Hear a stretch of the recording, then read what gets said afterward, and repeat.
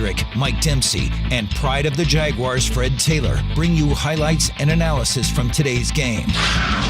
Jaguars Postgame, presented by Florida Home AC, is brought to you by Farah and Farah, Baptist Health, and by TIAA Bank. Now, to get things started, here's J.P. Shadrick. And welcome in. It's Jaguars Postgame presented by Florida Home AC. Call Florida Home AC today, official air conditioning partner of the Jacksonville Jaguars. Final score in overtime. Jaguars 40, Cowboys 34. J.P. Shadrick with Mike Dempsey.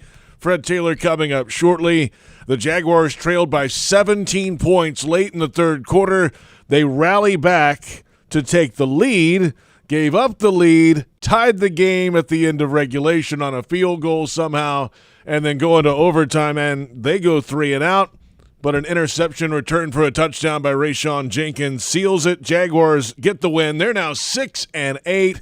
And what a day at the office. Woo, baby. Call this permagrin is what they call this, JP, right now. Oh, my gosh, what a thrilling game for the Jacksonville Jaguars to maybe have squandered their opportunity, but to not have squandered their opportunity to come back and then get another opportunity leading off overtime and do nothing with it. But the defense steps up of all sides, of all units today after Trevor Lawrence threw for 4 touchdowns. ETN had like 127 combined yards. This was all about the offense for the most part. Defense got a couple of stops late in the game and got the job done.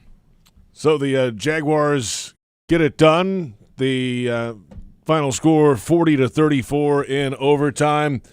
And, how about, Trevor Lawrence fumbled the football there, obviously, at the end. And then the defense got, they go down – get a 3 and out right after that. That was huge. Obviously, had to have that. Got it done, and then Evan Ingram gets out of bounds. They get the timeout back. That was obviously that's what got them down to the field goal range. But that play by Ingram made this whole thing possible at the end. The defensive play on third down, Dallas decided to throw the ball, which set up the Jaguars having that last timeout for themselves. And so, everything had to come together, JP. It's not going to be easy. Dallas is a loaded team, crazy talented. Did you hear we put 40 on them today? I've noticed. We put 40 on the 40. boys. How about them Cowboys, huh? Yeah. Oh, I hope they're listening right now as they slink back to their cars. Oh, it's delightful. Love it. All eyes now will be on SoFi Stadium in Los Angeles. The Chargers are playing host to the Tennessee Titans. That's a battle of 7 and 6 teams going into the game. They've just started. They're about 1 minute 40 seconds into the game. No score there. Nothing game. We'll keep you posted on that. Of course, if the Chargers win, the Jaguars would be 1 game behind in the division race with 3 to go, including a head-to-head with Tennessee, and they've at this point have the tiebreaker right now with a win over the Titans. A lot of business to get to between now and then, but the Jaguars get it done today in overtime in Week 15. And pride of the Jaguars running back Fred Taylor joining us now has come down from the set upstairs. It was a sold-out house today, Fred. The game lived up to and beyond advanced billing. The Jaguars rally from down 17, win it at overtime with a pick 6. What's up, Fred? All is good, man. It's like heaven up there, I guess. Oh. If that's what it looks like. The fans are going crazy. But, yeah, it's such an amazing performance, man, by all those guys. Rayshawn, I think that's probably – I don't know how he can top that performance. 18 tackles, 2 picks. 1 right there to seal it. Just an amazing performance across the board. He's AFC Defensive Player of the Week from what I've seen so far. Yeah. And Trevor Lawrence have a pretty good case for another AFC Offensive Player of the Week, Fred. 109 quarterback rating, over 300 yards, 4 touchdowns. He did have the pick. He did have the fumble, but he put the team on his back along with a healthy running game for the first time in a while. And I don't know how surprised you are. I saw your tweet, upset of the week. Threw a little lock on there. You were a little low on the score, but I was very low. I was very, very low on the score. I thought it was going to come in here and be a dogfight, but it actually was a shootout. But man, those guys, Travis, he came out there. He got to take care of the ball, right? He got to take care of the ball, but he was able to bounce back and keep the offense balanced. Trevor, same thing, got to take care of the ball. But those guys are gritty, man, and they go out there and they fight to the very end. And this is a huge win. Did you see my tweet today? I have not seen your tweet today. What was your tweet today, Fred? I've been seeing a lot of tweets having today. Fun. I'm always having fun. It's a fun tweet. Fred, it's the most talented team that they had remaining on their schedule. Doesn't mean it'll be these other games won't be difficult, but I think they believed that they could do this. You don't win this game after falling behind like they did without that belief, but belief turns to certainty at this time that they can win out at this point in time, Fred. You're going to go into New York. You might get Zach Wilson at quarterback. Mm-hmm. Let's go. Let's see who's the better quarterback taken in the top 2 picks last year. I got a feeling I know who that is. So, man. I'm sure they saw the Ravens, the Lions, Titans, right? Titans, and then Dallas on the schedule. Yeah. The one team you're just talking about, the most talented team in Dallas, I totally agree with you on that. But they can't look over anyone. Oh, no. And I think the Lions game should have showed them that, because the way they're playing post that game, I mean, just across the board, they're all making plays everywhere. All right, let's take a timeout. Plenty more ahead. We'll come back more with Fred Taylor, more from Mike Dempsey, plenty of reaction. We're out to Doug Pederson as well. We'll go in the Jaguars locker room. What a scene that should be. Bucky Brooks standing by there. Jaguars win in overtime. Final score, Jags 40, Cowboys 34. And this is Jaguars Postgame on Jaguars Radio. Are your heating and cooling costs extremely high? Do you want to extend the lifespan of your heating and cooling system investment? If so, Florida Home Air Conditioning is ready to help you save some money. Schedule your annual AC or heating system tune-up today with Florida Home Air Conditioning for only $59. Florida Home Air Conditioning, official air conditioning partner of the Jacksonville Jaguars. Call 855-FLA-HOME. License number CMC 1250399, CFC 1430664, EC 130-08557. Tired of hearing "fine" to every question you ask your child? Conversations with a child or teen in your life may sometimes feel one-sided, but they help build the foundation for lifelong mental wellness. Getting started can be difficult, but you don't have to do it alone. Wolfson Children's On Our Sleeves program provides just what you need to spark conversations that have lasting benefits. For free tools and expert advice delivered to your inbox each month, visit wolfsonchildrens.com/onoursleeves. Veterans, you may have earned a variety of VA benefits. Did you know VA can help you further your education and pursue professional training? The Home Loan Guarantee Program can help you buy, repair, or adapt a home. VA provides housing support if you find yourself homeless or at risk of homelessness. And don't forget world-class health care. Learn more about these and other VA benefits. Visit choose.va.gov. Jaguars fans, here's a great way to pay with pride wherever you go. Exclusively from TIAA Bank, the Jacksonville Jaguars Visa debit card comes with a fierce look and fantastic features, along with the convenience to make purchases online or at millions of locations worldwide. And it's yours, free, when you open a Yield Pledge checking account. Order yours today. Visit TIAABank.com/JagsCard. TIAA Bank is a division of TIAA, FSB, member FDIC, and the official bank of the Jacksonville Jaguars.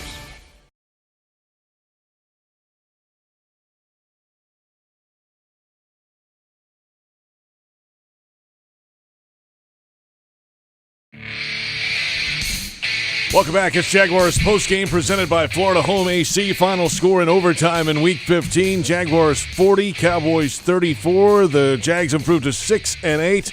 The Cowboys fall to 10-4. J.P. Shadrick, Mike Dempsey, Fred Taylor, and an update from Los Angeles. The Chargers hosting the Tennessee Titans. Of course, the Jaguars, with a Chargers win over the Titans, would be one back in the division race of Tennessee. Ryan Tannehill, the Titans quarterback, has been carted off with an injury. We'll keep you posted on that situation. It's a 0-0 score, 8:21 to play in the first quarter out at SoFi Stadium. But the Jaguars flipped the switch today. The Jags were down 17 at one point late in the third quarter and then rallied back. The Jags were down 27-10 after a 53-yard field goal from Maher. And then Lawrence to Zay Jones, 59 yards. That cut it down to 10. Lawrence to Marvin Jones Jr., 10 yards. And that cut it down to 3. And then Zay Jones again from Trevor Lawrence. The Jaguars got the lead. They gave it up from a Prescott to Brown touchdown. And then in the situation right before half, Trevor Lawrence, or right before the end of the game, regulation, Lawrence, Jaguars driving. They're in Cowboys territory, fumbles the football. Jags defense gets a 3-and-out in that moment. The Jaguars get down the field, kick the game-tying field goal, go to overtime. What a team win today, Fred, all the way around. down 17, never gave up, never were out of it. Always just kept playing the game, and that Right. a lot of other teams might fold. Yeah, I asked Rayshon in the postgame, what did Doug say to the team at halftime? Basically, he said not a whole lot. He just said, we had to make our adjustments.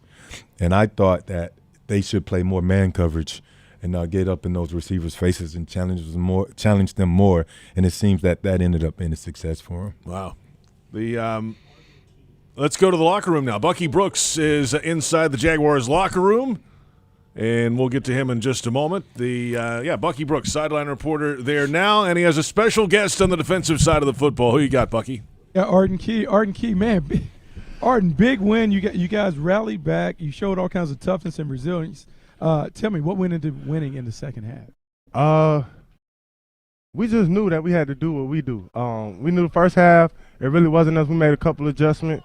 We knew they was running the kick, and then they was doing it, bouncing it outside. So we made a couple of adjustments for the defensive end to penetrate that big space, that gap they had, and then we adjusted and we played our ball. Man, y'all played your kind of ball. And the thing that appeared to me in the second half, the level of physicality picked up. Yep. When I look at you guys, is that the calling card on defense, you guys being tough, physical, being gritty? Yeah, that's what we pride ourselves on, stopping the run.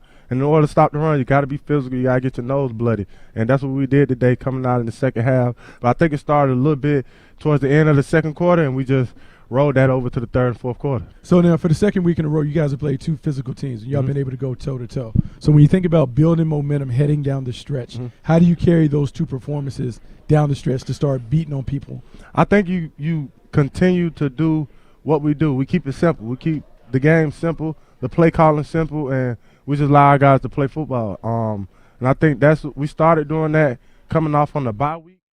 Doug, what were your emotions watching Rayshon Jenkins on the pick six and seeing the team celebrate like that? No flags on the field.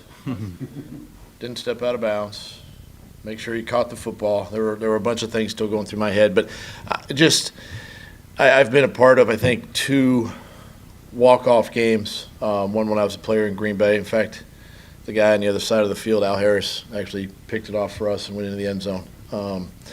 And today, so this one is obviously a little more special. But just happy for the guys, man. They never gave up. We talked about it, last night at the hotel. We talked about it again today. We just kept chipping away, against a really good football team. I mean, that's a well-coached, unit. They're obviously one of the top teams in the league, but this win today, I think, kind of just gives our guys confidence in who they are as a team.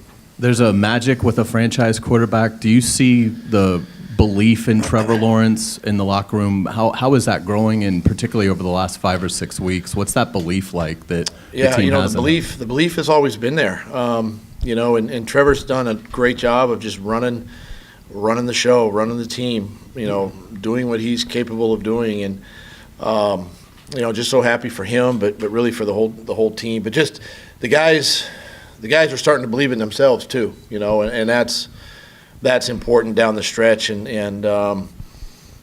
just a tremendous win by everybody. All 3 phases had a hand in it. Coach, just want to ask you about the first half. Their offensive line, I thought, did a pretty good job of keeping you at bay, and obviously they built the lead. What happened in the second half? I think that might have changed everything around. Was there something that you did differently? Yeah, no, they obviously have a really good offensive line. They pride themselves on running the football. They did a nice job in the first half, and I just think it's a lot like last week against Tennessee. You just at some point you just have to wake up and say, hey, enough's enough, and the guys just hung in there and made a few adjustments up front as far as staying in base or going nickel defense, things like that. But other than that, we committed 11 guys to the run, and then it opened up our pass rushers to get after Dak in the passing game there in the second half, which really helped us obviously on the last play of the game. And keeping the composure, even after Trevor's fumble and they recovered with whatever time they had left, you still had the 3 timeouts. I mean, how important is it to say, hey guys, look, we stop them here, we get another chance? Yeah, that's exactly the message we had on the sideline. We have 3 timeouts. There's still a lot of time. We'll get the ball back with maybe just under a minute to go and a chance to go tie the football game. And What I appreciate about our guys and really the coaching staff is how, we prepare our players for situations like that, right? And there's no panic. Guys are prepared. My hat's off to the staff for putting them in positions to go win games, or in that case to go tie the game. So just a great effort there. Hey, Doug, the two 17-point comebacks this year, what does that say about a team that's trying to figure out who they are and how good they can be, that you're able to do that twice, especially against a team like this? Well, I mean, we saw, we saw the game last night, the Minnesota game, and I've been a part of games where we've been down and you work your way back, and listen, our guys, I don't really think they worry too much about where it is, what the score is. I really don't. I think they just keep focusing on their job and getting better at what they're doing in game, and as I said, we just keep chipping away, and somewhere we're going to get a stop on defense or a takeaway. Somewhere we're going to score a touchdown or a field goal on offense. Special teams are going to step up, and that's why you play, 60 minutes. And so I think it's just a matter of the guys just kind of trusting in themselves and gaining confidence as the game goes on. Trey had a little bit of a rough day, but he gets his hand in there on that final pass and knocks it up. Is that the kind of kid that he is and the kind of player he is? Who was that? Trey Herndon. Gets his hand in there on that last pass, knocks it up for Rayshawn. Had a little bit of a rough day. Yeah, I think Roy had an impact on that play too as a D-line pass rush. I think he maybe hit Dak's arm or something too. So yeah, listen, it really for 60 minutes and however 65 minutes or whatever it was in the game, it doesn't matter. It comes down to players making plays, and those guys, those two or three guys at that point made a play, and that's what games come down to. It just comes down to a few handful of plays, and just happy and proud of the guys for the way they hung in there. Coach, obviously, this is a two-part, maybe a three-part question, but this is too bad. Go slow. Okay, I will.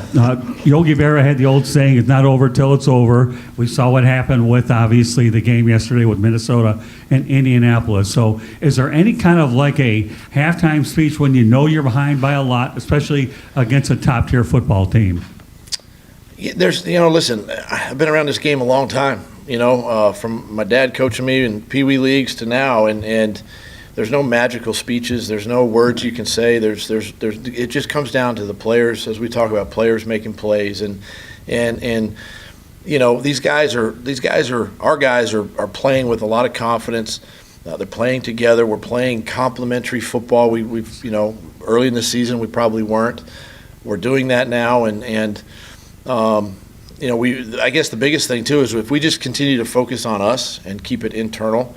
I do think that good things are going to happen for this team, and they're starting to show up. We still have a long way to go, even with 3 games. We're on a short week, playing on Thursday night on the road, and it's tough. We got to check out the injury situation. We've got our work cut out for us still. And then the next part of the question is, do you want to see this get to a point where the Jacksonville Jaguars are no longer a trap game, that people are going to start taking your program a whole lot seriously? Well, I don't get into a lot of that as much as I want our team to understand that we need to be playing meaningful football games in December and January. And we've put ourselves in that position. And so I'm proud of the guys for doing that. Our season could have gone sideways 3-4 weeks ago, and the guys weren't going to let that happen. So I don't get caught up in all the storylines and all that could, the shoulda, coulda, wouldas. It's just a matter of those guys in that dressing room believing in themselves and getting the job done. Doug, against this defense, you're going to have to run the ball effectively, and Travis did that, and the stuff you ran with Jamal, nice little change-up and everything. Talk about how much that helped Trevor, and then, you went back to Travis almost immediately, right back in the game after the fumble, and are you, the confidence you have in that kid obviously is pretty high. So how much did the overall run game help you today? We felt like we had to try to run the ball today. It's a good pass defense, and they're good on third down. They create, we saw the pass rush and how dynamic it is. So we felt like we had to give the run game, a serious consideration today, and Offensive line did a nice job. We had some misdirection runs too. You saw Agnew on the perimeter, and of course TJ, between the tackles and things like that. And Jermichael Hasty had a couple nice runs in there. So, just being able to keep a defense like that off balance and not really knowing where the run's coming from opens up some of the movement game, opens up some of the play action stuff, and it's just it was just great to see that our guys were able to kind of do that and create those opportunities, offensively. With the ball security on Travis, you just keep working them and working them. Yeah, with Travis.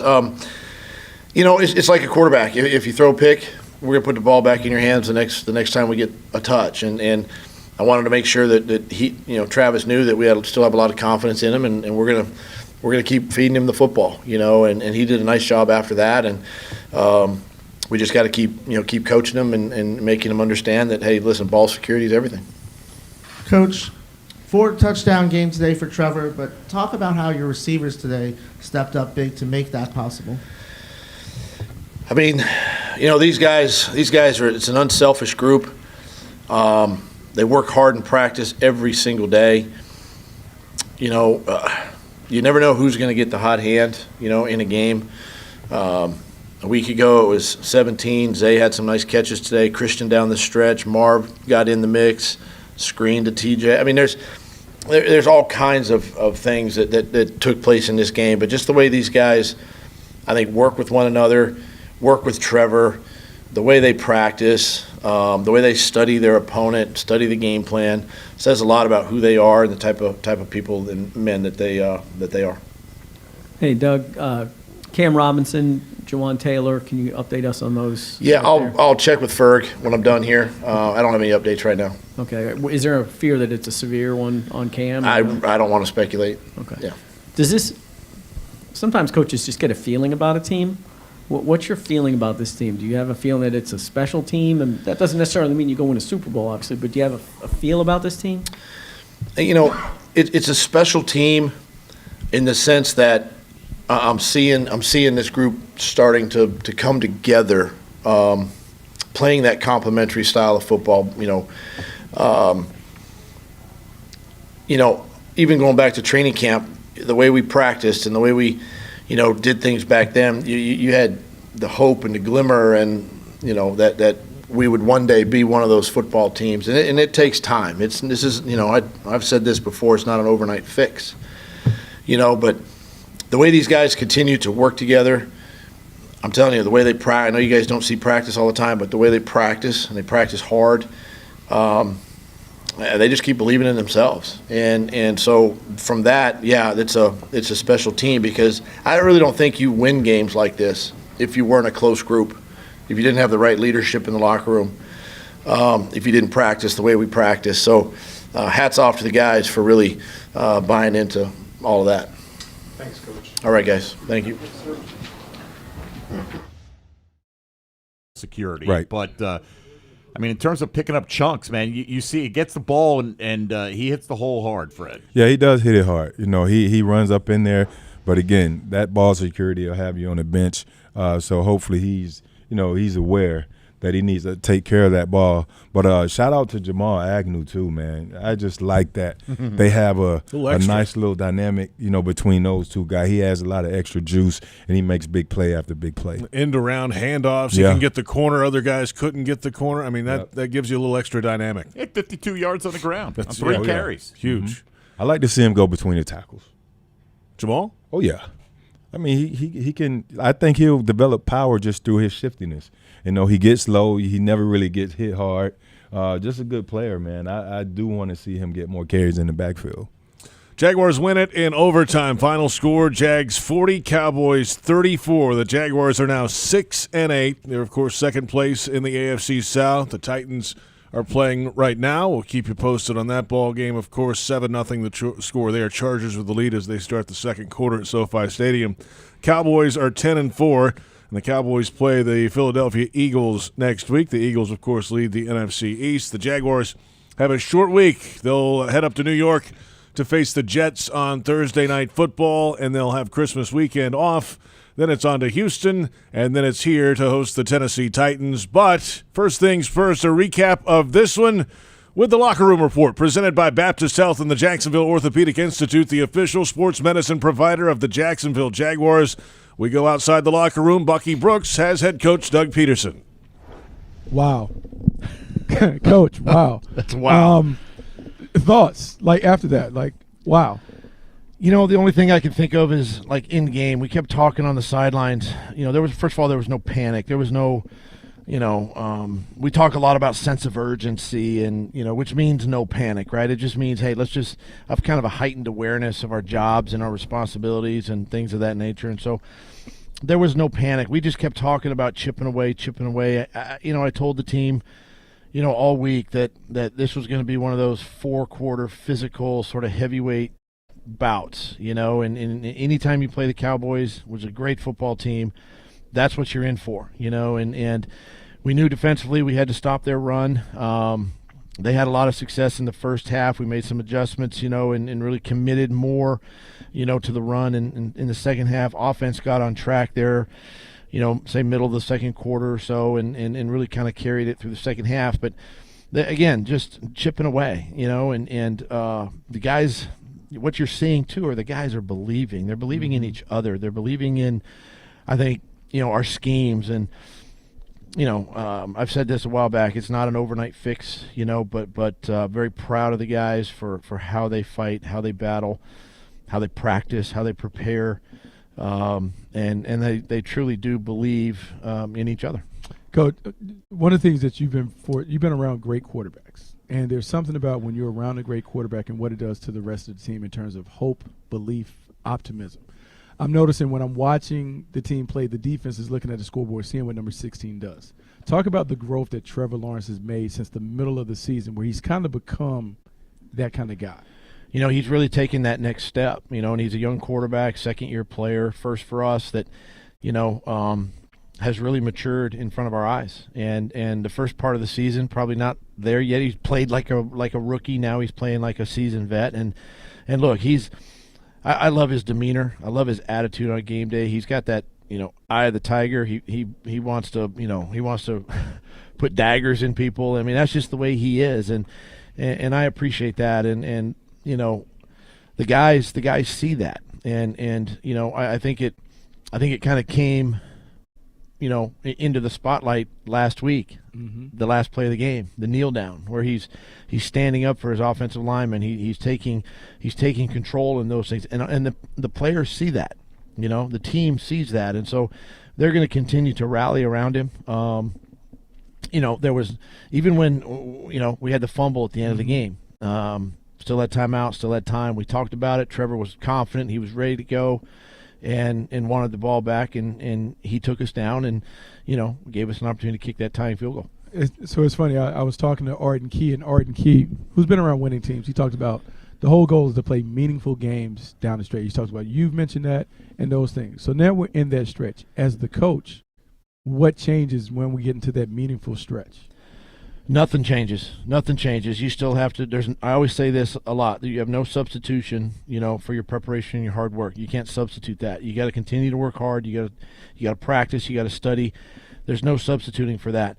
Down the stretch here, we haven't done anything. We haven't clinched anything. Right. Every game now is meaningful, and so, I think putting that in front of the football team and saying, hey, the sense of urgency.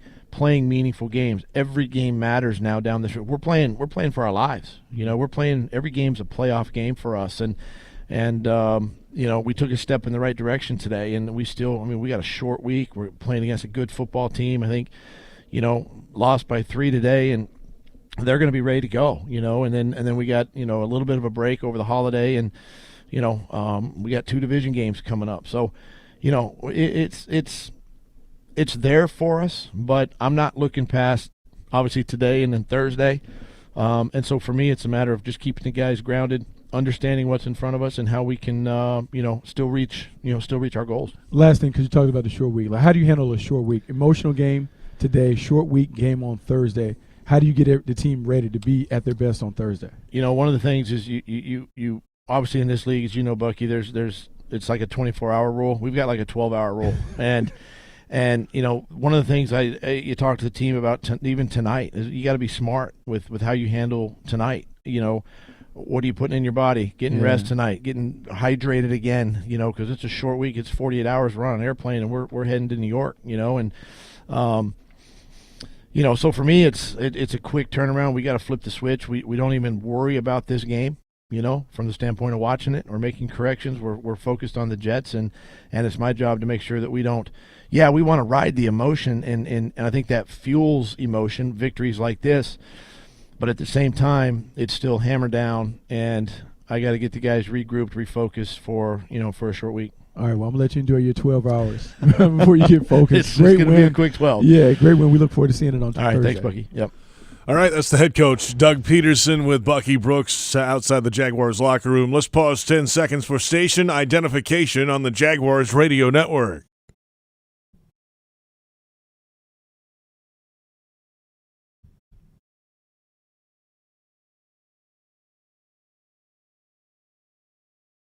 Final score in overtime, Jaguars 40, Cowboys 34. Plenty more ahead. J.P. Shadrick, Mike Dempsey, Fred Taylor. The Jaguars are now 6-8 with a win over the Dallas Cowboys, and this is Jaguars Postgame on Jaguars Radio. Are your heating and cooling costs extremely high? Do you want to extend the lifespan of your heating and cooling system investment? If so, Florida Home Air Conditioning is ready to help you save some money. Schedule your annual AC or heating system tune-up today with Florida Home Air Conditioning for only $59. Florida Home Air Conditioning, official air conditioning partner of the Jacksonville Jaguars. Call 855-FLA-HOME. License number CMC 1250399, CFC 1430664, EC 130-08557. Brooks Rehabilitation has more than 50 years of experience serving the North Florida community with cutting-edge rehabilitation care, ranging from joint replacements, sports injuries, and balance issues to traumatic brain injuries, spinal cord injuries, and strokes. Their highly trained clinical teams span across their system of care to include inpatient, outpatient, skilled nursing, assisted living and memory care, home health, and adaptive community programs. Learn more at brooksrehab.org. Brooks is proud to be the rehabilitation provider for the Jacksonville Jaguars. Committed to the team. Committed to the mission. At Navy Mutual, we're committed to providing high-quality life insurance to members of the military and their families. So our policies have no fine print and no military service restrictions. We don't work on commission. We're nonprofit, so we pass the savings along to our members. Because at Navy Mutual, our highest commitment is to you. Visit NavyMutual.org. Navy Mutual, insuring those who serve. Headquartered in Jacksonville, Florida, CSI Companies partners with leading organizations across the country to deliver workforce solutions. As a proud sponsor of your Jacksonville Jaguars, CSI crafts personalized operations to fuel the success of businesses, both big and small. Whether it's finding the right talent for a job or seamlessly managing a project from start to finish, CSI has over 3 decades of experience in getting the job done. This is your workforce solutions reimagined. Visit CSICompanies.com. Hey Jaguars fans, are you ready to talk some trash? Well, nobody talks trash quite like Waste Pro, the official waste service and recycling partner of the Jacksonville Jaguars.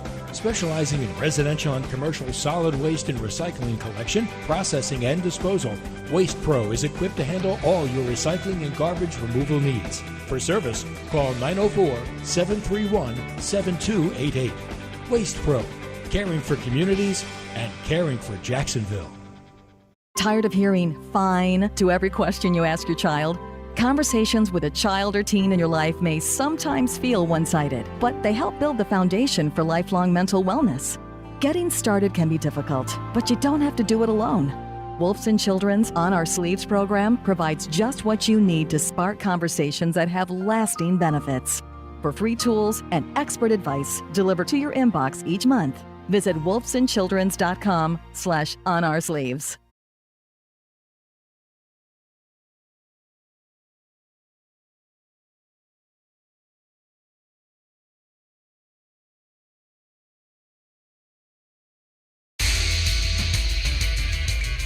Jaguars postgame presented by Florida Home AC continues. J.P. Shadrick with Mike Dempsey and Fred Taylor after a Jaguars overtime victory over the Cowboys. Final score, Jags 40, Cowboys 34. Jaguars are now 6-8. The Cowboys are 10-4. The Jags were down 17 late in the third quarter, rallied back to take the lead, lost the lead, and then tied the game at the final gun of regulation, won the game in overtime on what is the Kingfish Pest Control defensive play of the game and maybe of any game for the Jaguars in recent memory. It's Rayshon Jenkins to end it. He drops the throw. Looking, fires middle of the field, and that ball is picked off! It is picked off by Rayshon Jenkins! He's running it back along the right sideline! That is going to be a touchdown! That is going to be a touchdown! The Jags are going to win it! On a Rayshon Jenkins pick six! Are you kidding me? How good is that? There it is, the Kingfish Pest Control defensive play of the game called by Frank Frangie. Let the pros tackle the pests in your home by going to kingfishpest.com. That's kingfishpest.com. So the Jags rally, get it done. All eyes now on Los Angeles, of course. Chargers lead the Titans 7-0 that game. A couple minutes into the second quarter. We're standing by to go back in the Jags locker room as well. Wow, what a team win today all the way around, Fred. We've talked about it already a good bit. But just the play of Trevor Lawrence again today. Like he came into this game after that London game, as you mentioned. He said that pick six at the goal line was a turning point. He's got to get his act together, basically, for lack of a better term. And he did. He had thrown 10 touchdown passes, no interceptions since that point, and since that game in London. A couple picks today, but you know what? He comes through with 4 touchdowns and gets the job done in key moments late. Yeah, without a doubt. And I think we can go ahead and call him franchise quarterback, Trevor Lawrence. I mean, the performances he's had the past 5 weeks, over 300 plus in 4 or 5 games, and multiple touchdowns in all of those performances. And he's making less mistakes. You know, he was a bit careless today. You know, those guys made plays. But for him to show that resilience and that fight and the grit and the fight back, you know, you can win with guys like that. Oh, yeah. I mean, look, Fred, last month and a half, he's been a top 5 quarterback in the NFL. I'm not saying he has earned the right to be called a top 5 quarterback. I'm saying in that period of time, he has played like one, to be sure. Let's go to the locker room. Bucky Brooks standing by with Josh Allen, outside linebacker. Bucky? Josh, big win today. Talk about it. Right now, man, I'm just lost for words, man. I'm excited. Hell, from the performance that Ray had. Oh, my God. 18 tackles, 2 picks, and a pick 6 to end the game. Best performance I've ever seen anybody play in the stadium, in the Jacksonville Jaguars jersey. I love it, but that's the type of performance that somebody needs to have to win against a team like this, and he was the guy that came forward for us. So much toughness, so much resilience. You guys bounced back. I mean, look, you're down 27-10 or whatever it was. You guys dug yourself out of it. What is it about this team that allows them to be able to bounce back from tough moments? I just think the way we prepare and practice, you know, each week, I think it starts there. I think we come in with a mindset of, you know, finishing every game. We can't look at the first quarter because nobody wins a game in the first quarter, second quarter, third. You saw the Vikings game. You know, can't nobody win a game in that period of time, and you can only win a game when it's the end is 0-0-0-0 on the score clock, and that's our mentality. And we just all bought in, and like we love each other. You know what I'm saying? Even when we was down bad, guys still stayed connected with each other in the locker room. We never bended, we never folded for each other. We always got each other's back, and we're gonna finish this thing strong. You know, and thinking about that, like, you know, a lot of it is like standing on the sideline, watching you guys. Even when it's down, I see how you guys are eagerly paying attention to what the offense is doing and when Trevor has it going. And the momentum in that game kind of flipped. What is it about, like, what number 16 is doing that gives you guys confidence and hope that no matter what, you guys can find a way to get it done? I just think, man, like I said, I think we feed off each other. I think he feels the energy that the defense brings, and he knows if something goes wrong out there that we do, he knows that's a flaw. You know what I'm saying? He knows that, okay, that just happened, because he has faith and trust in that we go out there and handle our business. And I think we have that energy with him as well. And that's why I said, man, I think that's the chemistry and that's the relationship, that's the bond that we have as a team, is that we're going to fight for each other no matter what. He comes to the sideline. Heck, that fumble at the end of the game, nobody folded. Let's go out here and let's get this 3 and out. Give him the ball. Give him the ball back. You know what I'm saying? Let's give him the ball back. And we went out there, gave him the ball back. They did what they needed to do. And we ended the game the way we needed to end the game. So I think we continue to, obviously continue. We just going to keep eating. You know what I'm saying? We got to. So, final one. So much of the conversation has been, can we play meaningful games in December? Yeah. So now we're at the point where we're playing meaningful games. So what changes for the team in getting ready to play these meaningful games? We in there. We in the fire. You know what I'm saying? We talk about what we need to do. You know, Coach Pederson, helps us out in practice. You know what I'm saying? For us to be mentally locked in every week, get our bodies back right. So the most we can do is to be locked in every time we step into that building. And I think guys come in with that mindset to, we're going to handle this business this week. We're going to prepare the way we need to prepare. We're going to run to the ball and practice the way we need to run to the ball. And in the game, everything's going to show up. But we got to go make it. Everything, it just don't happen. That's what it's the same message that we've had in the beginning of the year.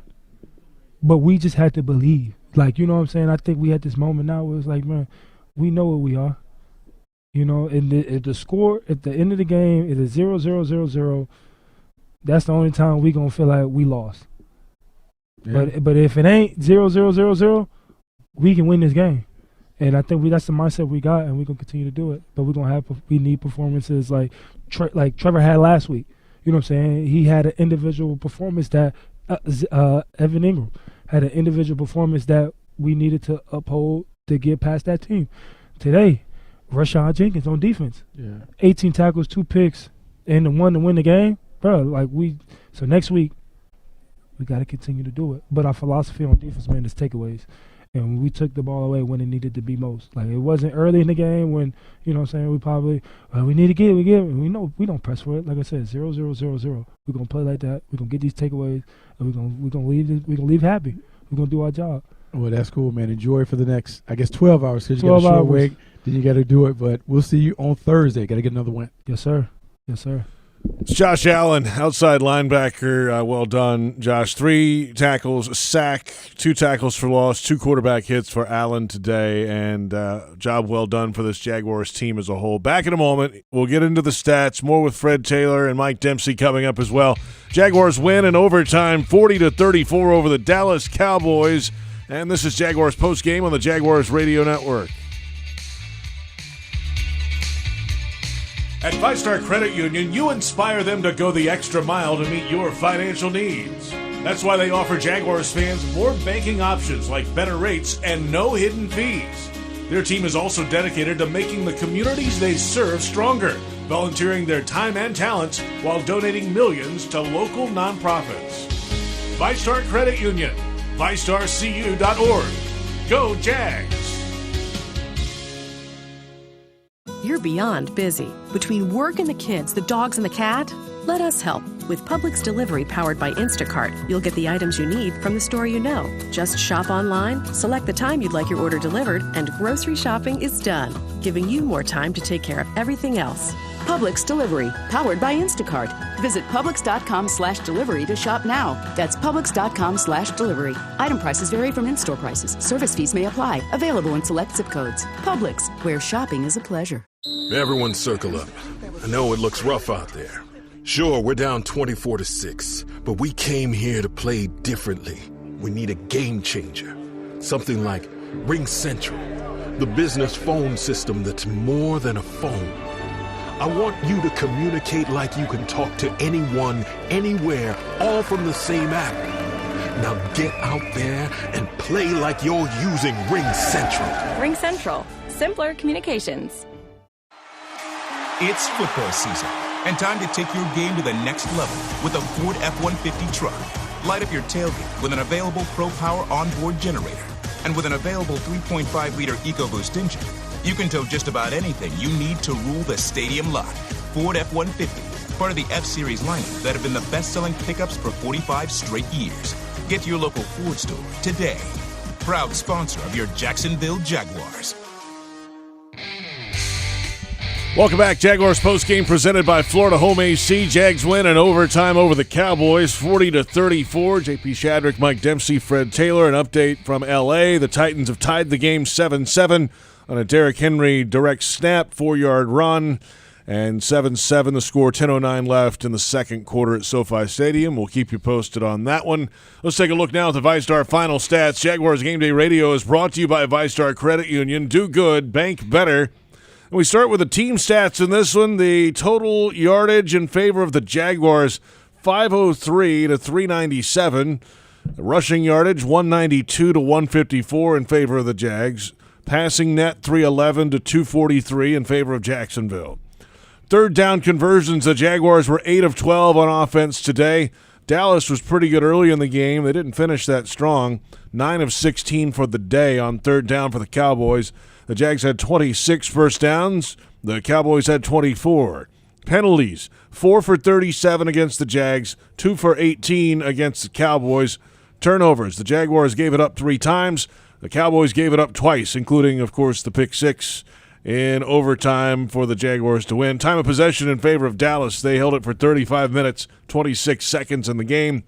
There you have it. Team stats today. Turnovers tell the tale, and when you score points on defense, certainly that can do some things, but in overtime, it's a slam dunk. Here you go. No doubt. This is going to be fun. Let's look at the individual numbers here. Trevor Lawrence, 27 of 42, 318 through the air, 4 touchdowns passing. Did throw the 1 interception, first one in a while, 109 quarterback rating. Dak Prescott, remember, at the half was 14 out of 15 passing. Only had the 1 incompletion. Threw it another 15 times after the half, only 9 of 15 there, 256 overall. He did throw the 3 touchdowns, but had the 2 interceptions, including the pick 6, but overall 107 quarterback rating. So big numbers out of both QBs today. Travis Etienne went back over 100 yards for the first time in a while, 19 carries for 103. Jamal Agnew chipping in with 3 for 52. Lawrence himself, 3 for 21, although he did cough up that fumble, as did Etienne earlier in the football game. Tony Pollard got 19 carries, only 75 yards. Run defense did a solid job today. 3.9 yards a carry for Pollard, 3.6 for Zeke, who had 16 carries for 58. He did score that early touchdown. Zay Jones stepping up for the Jags, 6 for 109 with 3 touchdowns through the air for Zay. Christian Kirk caught 6 for 92. Evan Ingram, 100 less than last week, but we'll take 8 for 62 out of him. And then several other Jaguars had multiple receptions. Marvin Jones had a touchdown catch among them. On the other side, CeeDee Lamb, 7 grabs for 126. He was the only Cowboy receiver to go over 50 yards today. Ray-Sean Jenkins. Wow. 9 solo tackles, 9 assisted tackles, and 2 pass breakups. Those were obviously the interceptions. He runs the pick 6 back. Josh Allen declared it was the best performance he's seen in the Jaguar uniform since he's been here. And he might not be wrong. It's one of the best ones we've seen, no question about it. Elsewhere for the Jags, Josh Allen had a sack. Arden Key had a sack and a half in the game today. He split that one with Foley Fatukasi. So there you have it. The Jaguars gave up 1 sack to Micah Parsons in the entire game. Only 4 quarterback hits today with tackles in and out of the football game. That's JP. right, Fred. I mean, that changed a lot at the end in the second part of the fourth quarter. I mean, who knew what was going to happen, right? I mean, Cam Robinson's out of the game. Here's Jawan Taylor back in the game. Right. They got to put Walker Little from right to left. I mean, what? And they held up. They did well. Yeah, especially against the best defensive line in the entire NFL. I mean, 1 sack and 4 QB hits compared to 8 QB hits and 3 sacks, which is what our defense got against Dak Prescott. The line, they keep playing well week in, week out. I want to continue to see them fight to get the run game going, because it seems that when that happened, everything just changed around and opened up for them. A lot of individual. We'll start with Hayes. Trevor, just can you give us your emotions of the game and why you and Zay were so connected today with 3 touchdown passes? I don't know, honestly. I don't know why. It's just one of those days. It's kind of how our offense has been working this whole year. It's like you never know whose day it's going to be. It could be anybody. So obviously you have things in the plan for everybody. Maybe someone has a little bit more depending on who you're playing, the defense you're playing. But it wasn't necessarily a game where I knew Zay was going to have a huge day. It was just kind of how things went. And then we got some calls in there, like the double move out on the outside with a long touchdown that we got off the card, which was awesome. And just, he made a bunch of great plays, so it was awesome. What did it mean to you seeing the defense get that 3-and-out late and give you guys another chance? I mean, just kind of epitomizes this team. You know, what were we down 17 at one point? I don't know, before that I think we were down, whatever it was, threw the pick, bad play, defense responds, holds them, kick a field goal, we get it back, go score, fight back. You know, we go on a little run. Those next 2 or 3 series offensively, we were just moving the ball up and down the field. And then we get them down at the end. We're down by 3. You know, have 3 minutes left on that drive. Putting together a good drive, had a nice run, and then I fumble. You know, trying to cut back. You know, I'm kind of right away. I was like, "Oh, the game's over." You know, I fumbled, and I was just obviously, you know, couldn't believe it. You know, I was disappointed. And then I look up, I'm like, we got 3 timeouts. Our defense has been bowing up every time we've needed them today. So I'm standing there at our defense's mercy, just, you know, praying we get a stop, and really believed in those guys, just what they've shown, and didn't even flinch. You know, when I'm walking off, they're all picking me up, walking off after the fumble. They're like, "We got you," you know, and that's just the mindset of this team. And no matter what happens, you just got to keep playing. I think we've all seen, I mentioned even like the Vikings game the other night, you got to keep playing. So you never know what's in store on the next play, and if you're too busy thinking about the last one, you're going to miss it. So I think that's a great example of, you know, how we were able to do that today. Just battled some adversity, and it was always the Jags, as Dewey would say. So we did record him coming through the hallway screaming that. So that again video, today? Oh yeah, I'll show you later. Yes, awesome. We do have the video. See that later. Trevor, for you, when you go back to, and not to bring it up again, but you know the Broncos interception. I talked to Christian and referenced the fact that the Giants game, you guys come up 2 feet short. When you look at those games, how you've learned from them, but also, like you were just saying, the resiliency of this team for you to fumble and no one flinches, how has that changed over the last 5 weeks with this team, that you guys, that happens, and not only do you personally flush the play, but everybody seems to flush it? Yeah, I think it's one of those things, you know, we were pretty, this is a newer group. You know, a lot of us haven't played together before. A few of us have, obviously, last season and beyond that. But, you know, we got a lot of new guys, and I think you build that over time, that trust in one another. And I think we built it pretty fast here, but still it takes time. And I think early in the year, you know, we kind of had to prove to each other that, you know, we can win no matter what the situation is. And then you look at, I'm trying to even think the wins we've had. Baltimore is one of them, but especially today. Going back even before that, the Raiders game, we were down 17. I think we got more and more confidence as the season's gone on, where no matter what kind of hole we're in, we're going to find a way out of it, and you just got to keep playing. And I think we've done that now 3 or 4 times this season, to where now when something bad happens, you know, no one's looking around. We're all just staying calm. We know we just got to make the next play. And we all know when that time in the game is, all right, we're down 14. It's late in the third quarter. Like, we gotta go now. And I think we've been able to, you know, make plays in those big moments where we have to have them. And obviously, you don't want to be in that situation every week, but sometimes you're gonna be. You know, Dallas, that's a great team, really, really good team. So that's gonna happen. And just to be able to fight through that, I think it says a lot about this team, how much we trust one another. And then just kind of icing on the cake, Rayshawn, you know, the game-sealing pick 6 is incredible. And where were you on Rayshawn's pick 6? I was over by our little quarterback section on the bench, just standing there watching, and big third down, obviously. And I could just tell the way the play was unfolding. You know, he kind of had to scramble. I figured we were going to get a stop there, but then I saw him throw the shallow, and the ball got tipped. And when he caught it, I was just like thinking, okay, we're going to be in field goal range. Maybe get a first down, kick the game winner, going to be good. And then he just kept rolling. And I was like, oh, thank goodness. I didn't want to go back on the field, you know, just end it right now. We all want to go home, get the win. And, I mean, what better way to do it than a walk-off by him? And, I mean, he had a crazy – I don't know what the stats were, but he had a crazy day today, which was awesome. Guy works Apparently hard. he had never had a pick 6 in his life before, going back to Pee Wee. It's a good time for it. It's a really good time for it. And, Trevor, it's a national game. It's the Cowboys. You know, what do you think people take away from this team that were watching this game? You know, about this team's identity, about who they are, about what kind of feeling you guys have about this team. You know what I mean? Yeah, it's I don't really care, honestly, what people think. You know, I say that I do think, you know, it feels good to win a game like this on a big game, national game, like you said, against a great team.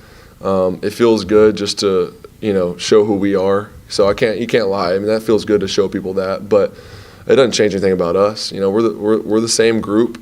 We lost 5 games straight in October, and everyone wrote us off. So, I mean, if you listen to what people say, you're not really in a good spot. So, it's the same group, and we've just stuck together, and it's been fun. And we right here. I mean, 3 games left. We got a little run we got to make, and we've said that the last couple weeks, and we've stepped up to the challenge, and we got to do it again on a short week. So, this one's short-lived. You got to flush it by the morning and get ready for the Jets. Hey, Trevor, obviously you go into the game with Trayvon Walker inactive. The Cowboys come up with a double-digit lead, but like you just said, this team is accustomed to adversity anyways. But how much did Trevor Walker not playing enter into your mind that you're going to win despite him being out of the lineup, knowing that you guys can prove to people that you are a legitimate football team that's on the rise? Yeah, I mean, today was his birthday, actually. I don't know if you guys knew that, but so I saw him in the training room, and he's been trying to go all week, like, just doing everything he can to play because he wants to be out there. And I saw him in there not suiting up, so I knew he wasn't going to play. I saw him today, and I was like, hey, we got you. We're going to get this one for you. So that was what I told him, and saw him after the game, gave him a hug. I was like, I told you. So that's just how this team is. It's awesome. Well, and my last question. Go to Gene and then Mark. We just don't have time for follow-ups. Okay, no problem. Thank you. Trevor, you mentioned about going 0 for 5 in October. When you see the script flip the way it has, talking about the way the season has gone, does it in any way make you feel like this is a team of destiny at all? I don't even know what that means. Tough question. That may be the I think it's no. I mean, you guys maybe win the division. No, I got you.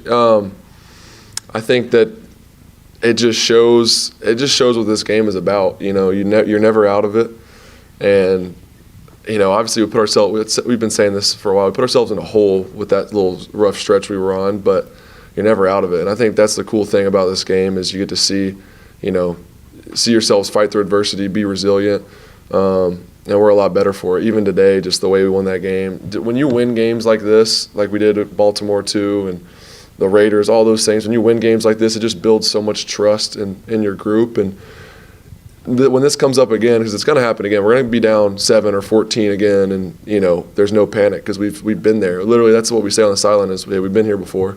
That's what we said today. And so to answer your question, I don't know. I mean, we gotta finish this year, and we got 3 games left to give ourselves a shot. And we're really only focusing on the Jets now, and that's what you have to do, one game at a time, and see where we're at. But we're stacking up pretty nicely here at the end, so we gotta keep going.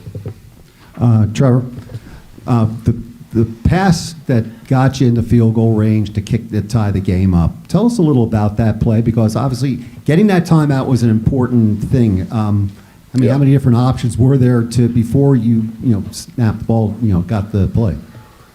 Yeah, it was an interesting little series of events. Obviously Evan, that's one of the plays of the game, getting out of bounds there, throw him a shallow on the hash, and he runs all the way and somehow gets out without getting tackled.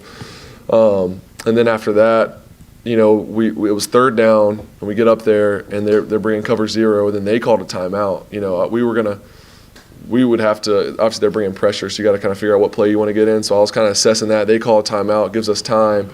Then they check out of it. They go out, they go single high. They went zone. I thought it was man, so I got my man concept going on the other side, and it wasn't man. So I got kind of stuck there, so I scrambled. Then Zay did a great job just making himself available, and we made the play, and I think it was like right over a guy's hand, barely got us. It was just one of those games where we had to make some plays like that. It wasn't always pretty, and it was a pretty crazy little sequence there, though. I'm going to go back to And then we'll finish with Will. you just referenced it a little bit, but how big was the Evan play to get out of bounds? Huge. The awareness, the situational awareness, the toughness.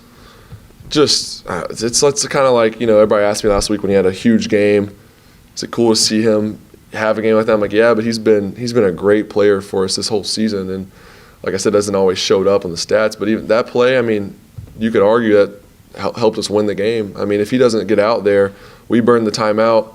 There's not many plays you can run to get 10, 12 yards and get out of bounds that the defense doesn't know you're going to do. Everybody runs the same stuff, so that's not a situation you want to be in where you got to get out of bounds. You need 10 yards to get in field goal range. You don't have any, time to get it in bounds and clock it. And that let us call whatever we wanted to call, and then scrambled and hit Zay. So that changed the game. So just little things like that. There's so many plays today that you can look at that if guys don't make, we don't win. And it's cool to be, like I've said before, on this side of it when we make those plays and win. So it's cool. Hey, Trevor, way in the back. Will Brown, WJCT News. Before I left my house this morning, my 7-year-old told me that a Jags win would make his Christmas. What does it mean to you that so many people of all ages, find joy in your success and the success of this team? It's one of the cooler things about what we do. It's obviously when things aren't going well, you're under the microscope, and it's not always great. But when you have days like today, and you kind of do what we've been able to do the last couple of weeks, and just to see the excitement, people spend their hard-earned money to come watch us play, to travel to watch us play. Just to see the fans, be able to enjoy the wins with us too. When we're able to do what we did today, it's special. And like you said, there's kids, there's adults. Everybody is really, hanging their hat on what we do on Sunday, and that's a pretty cool position to be in. And it's great when you can do something like we did today and be able just to give them a little bit of joy. So it's awesome. Trevor, can you just talk about Walker Little, coming off the bench to play left tackle and right tackle against a guy like Micah Parsons? And what does that say about him? It says a lot. That's probably, if you ask anyone, that's probably the last thing someone wants to do going into playing these guys is flip back and forth each tackle position going against Micah, moving all over the place. That's not really what you want to do. But for him, he was pumped to get the opportunity and just ready to step up and play. And he's had to do that before. Last year, I think Cam went out right before the game. We played Buffalo, and we ended up beating Buffalo, and he had to play the whole game at left tackle without really getting any reps in practice. So he's done that before, and I got a lot of trust in him, and he's been great for us. Yep. Thank y'all. For in front of them, and hopefully, they can all get their treatments and their proper nutrition and everything you need to do to be available. Let's come back. 12-hour rule is in enforcement tonight after this win because it's a short week. We'll preview the Jaguars and the New York Jets. Coming up, it's Jaguars Postgame on the Jaguars Radio Network. Jaguars fans, here's a great way to pay with pride wherever you go. Exclusively from TIAA Bank, the Jacksonville Jaguars Visa debit card comes with a fierce look and fantastic features, along with the convenience to make purchases online or at millions of locations worldwide. And it's yours, free, when you open a Yield Pledge checking account. Order yours today. Visit TIAABank.com/JagsCard. TIAA Bank is a division of TIAA, FSB, member FDIC, and the official bank of the Jacksonville Jaguars. At Farah & Farah, we represent people from all walks of life in matters involving personal injury cases. It doesn't matter how much money you have. It doesn't matter which neighborhood you call home, because everyone deserves justice, dignity, and respect. And remember, when it comes to compensation, you only get one shot. Make it count. Call Farah & Farah at 800-500-5555. Jacksonville. And we're back with breaking news. Coke Zero Sugar might be the best Coke ever. That's right, Jim. Coke Zero Sugar is a must-try for any Coke fan, so make sure you... Jim. Jim. We're on the air. Ooh, yes, this tastes like the best Coke ever to me. Your thoughts, Jen? Well, can I have a sip? Jen, we're in the middle of reporting the news. I need to try it first. With sun, sand, and surf, the holidays are a little different around here. And your local Ford dealer is here to help you celebrate with a Holiday Your Way sales event. Now's the time for great deals on Ford trucks or SUVs, arriving just in time for the holidays. Power up your holiday light show in a Ford F-150 truck with available Pro Power onboard. Or gather the whole family in a Ford Explorer SUV with seating for 7. Don't miss the Holiday Your Way sales event going on now at your local Ford dealer. Not all models, trims, or features may be available or may be subject to change. Jaguars postgame presented by Florida Home AC. Call Florida Home AC today, official air conditioning partner of the Jacksonville Jaguars. Jags win in overtime over the Cowboys, 40-34. J.P. Shadrick, Mike Dempsey, Fred Taylor. An update from Los Angeles, where the Chargers are playing host to the Tennessee Titans. That game is tied 7-7, 2:44 to play in the first half, and the Titans have it 4th and 10 near midfield, about to punt it away most likely. We'll keep you posted on that one, of course, moving ahead. The Titans, if they lose today, the Jaguars would be only one game back with 3 to go. The next game up for the Jags, Fred, at New York against the Jets.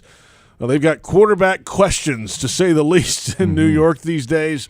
A lot going on. They lost today. The final score, they lost by 3 to the Detroit Lions. 20-17 was the final score. Zach Wilson went for over 300 yards, 2 touchdowns, an interception. But on a short week, you might see Wilson again, especially with a numbers performance like that. Only 18 of 35 passing, though. Right. I think we'll see him. With Mike White with the ribs. Flacco, he's just a, highly paid backup. I think that Zach Wilson, if the Jets aren't running the ball, which they haven't shown to run the ball really well, they're going to struggle. They've lost 4 out of the last 5, and they're trending in the wrong direction. So hopefully, when the guys go up there this week, we're able to stop their run. Don't let them get too excited there, and start with Garrett Wilson. He's the rookie leading receiver on that team. If we can lock him down and make him go through the other guys, you stand a chance to come home with the victory. Keep in mind that defense, though. Detroit went up and down the field all day on the Jags. Just a couple weeks ago, right. Scored 20 hard-fought points today against the Jets without Quinnen Williams, who's been having an all-pro season, 11 sacks. Don't know if he'll be able to play on Thursday night or not. So the Jets find a way to kind of muck it up and keep themselves in the football game, Fred, and try to steal it late. But, man, I hope we get the Trevor Lawrence, Zach Wilson matchup. I'll take that all day for the rest of their careers. That should be exciting. Oh, yeah. Goodness. By the way, I don't have a 12-hour rule. I'm going to have a 36-hour rule to make up for the fact that they're only doing a 12-hour rule. So there you go. The forecast in East Rutherford, New Jersey, Thursday, this is very early, of course, 49 degrees, 60% chance of rain, but it's going to be in the 30s, high 30s early in the week. We'll see what happens. It's a few days out, but you never know this time of year. Great football weather. But you know about the Jaguars right now. They're hot, Fred. Hot and trying to chase down the Titans, and there's a lot of energy around this team right now, Fred. Yeah, I'm about to go and troll some people on Twitter. Look out for me. Already been there. I love it. What a place to be today. Certainly, the bank was a place to be today. If you made it, save this one because the Jaguars got it done in overtime. Fred, we'll talk to you on the short week. Right. I won't see you guys. I want to tell everybody Merry Christmas in advance. Same to you. Right. Happy holidays. But I'll talk to you Thursday. Can't wait. Sure. It's Fred Taylor, pride of the Jaguars. We're back on our flagship station, 1010XL in Jacksonville with the Scoreboard Show coming up. And your phone calls after a Jaguars win, 355-NFL-1 the number. Jags win. They rallied from down 17 late in the third quarter to take the lead, lose the lead, tied the game at the final gun of regulation to go to overtime, and they win it with an interception return for a score. 40-34 the final. Jaguars over the Cowboys. Thank you for listening to Jaguars Postgame on the Jaguars Radio Network.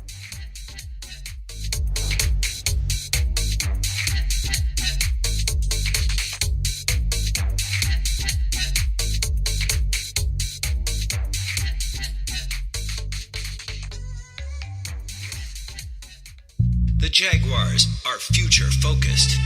Welcome to the Jaguars Scoreboard Show. This is your chance, Jaguars fans, to sound off about today's game. The Jaguars Scoreboard Show is brought to you by Farah and Farah, Baptist Health, and by TIAA Bank. Now, waiting to hear from you. Here are Mike Dempsey, Bucky Brooks, and J.P. Shadrick. Welcome in. It is the Scoreboard Show. Final score in overtime. Jaguars 40, Cowboys 34. The Jags improve to 6-8. The Cowboys fall to 10-4.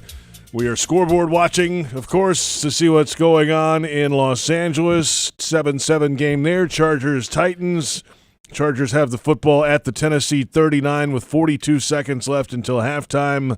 Let's go, Justin Herbert. We'll keep you posted on that game, obviously. How fun is that, though? Just legit scoreboard watching. So a week to Christmas for scoreboard and watching. not trying to convince ourselves, yeah, we lost a tough one today, but it's still possible. I know, man. Let's go Chargers today. Love it.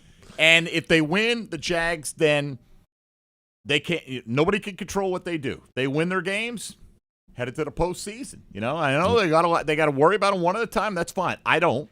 I can look at that, and I mean, right now, JP, I would bet good money that that's exactly where the Jaguars are headed into the postseason this year. They are trending in the right direction. We'll say that. Jaguars win in overtime. Bucky Brooks with us now, NFL Network. What's up, man? We're going. We're going. Bucky's all in. We're going to the show. I'm with you. We're going to the show. I can't wait. I can't wait to go anywhere, Buck. You got to come back to Jacksonville because we're hosting. I know. I can't wait for the caller to come in and talk to me some more about putting C.J. Beathard in for them. I know, right? Isn't that amazing?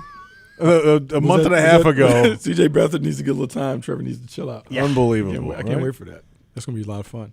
Yeah. Since then, yeah, he's lights out. He's the deal. He's the deal. I think what's even different is when you're on the sideline, where it changes is when it goes from the offense being out there and the defensive guys just kind of hanging out to the defensive guys intently watching the scoreboard, looking at what Trevor's doing. That's when you know the franchise quarterback, by definition, is a guy who can give you hope. Where you just talk about, hey, if we just get the ball back, he'll give us a chance. And you're beginning to hear the defensive players talk about that. Arden Key talked about that after the game. Like, hey, we knew if we gave him the ball back and gave him a chance, he could figure it out. And so the team has come a long way. The quarterback has come a long way. And it wasn't necessarily the cleanest performance, but I think you're beginning to feel him each and every week, and that's a sign of a star quarterback in the making. Yeah, we're sitting here watching it, and we're saying the exact same thing, like, oh, man, he fumbled it away. We're looking at the timeout situation, like, man, if you get a stop, all he needs is 1 minute. And we, and that's kind of how he's playing. Like, right now you feel like it's going to take a mistake to stop him because he's going to just put the ball on guys. Guys are making plays for him, Bucky. Everyone believes. As you said, when you got that franchise quarterback, everybody buys into it. And how could you not? I mean, like, it's such a change because, like, the game flipped on the double move to Zay Jones. Yep. And I'm standing down on the side when you see the ball go up, and his accuracy has improved. He's now dropping the ball in the chute. He's putting it on spots. Even the drops, like you're seeing him right in the strike zone, and he's coming. And I think the big part of Trevor's growth is you're beginning to see the swag come out. As he begins to make more plays, you begin to see the confidence come. You begin to see the swag that the team feeds off of. And to me, that's when the team goes next level. And so it's coming. It's really coming. And quietly, I've never seen a quiet 500-yard performance from an offense where he goes for 300. You almost have 200 rushing yards. It's something else. Quite a performance. It really was. Jaguars were down 17 in the third quarter and fought their way back today to win in overtime. Update from Los Angeles. It appears Justin Herbert's just thrown an interception in the end zone, an unbelievable play by the Titans to bat it back into the field of play in the end zone for a teammate to make the interception. We'll see if it stands. We'll take a timeout. And your calls are coming up. 355-NFL-1, 355-6351. Jaguars 40, Cowboys 34 in overtime. This is the Scoreboard Show on Jaguars Radio.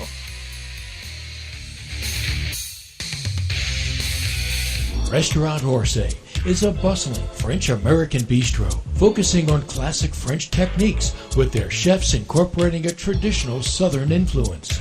Celebrate life's special moments, or just relax and enjoy their daily happy hour, weekend brunch, and nightcap on Friday and Saturdays from 10 until midnight. Restaurant Orsay, located in historic Avondale, 3630 Park Street. Visit www.restaurantorsay.com. Hey Jaguars fans, are you tired of being late to the game because you're stuck in traffic or circling the lot looking for a place to park? Well, join the thousands of other Jags fans who already know the smartest way to get to TIAA Bank Field is on the JTA Game Day Express. Shuttles run from 4 convenient locations around Jacksonville, including the Kings Avenue parking garage on the South Bank. Tickets start at just $10 and are available exclusively on the Token Transit mobile app. The JTA Game Day Express. It's like winning before the game even starts. Tired of hearing "fine" to every question you ask your child? Conversations with a child or teen in your life may sometimes feel one-sided, but they help build the foundation for lifelong mental wellness. Getting started can be difficult, but you don't have to do it alone.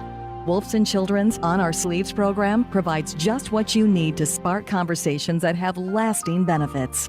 For free tools and expert advice delivered to your inbox each month, visit wolfsonchildrens.com/onoursleeves. At most sandwich places, asking for more of something is just part of the drill. But what if you never had to ask for more? What if more was just a given? At Daly's, more is what our sandwiches are built on. More meat, more cheese, more veggies, more quality, more taste. All for a price that's anything but more. Sandwiches from Dash, made fresh. Daly's.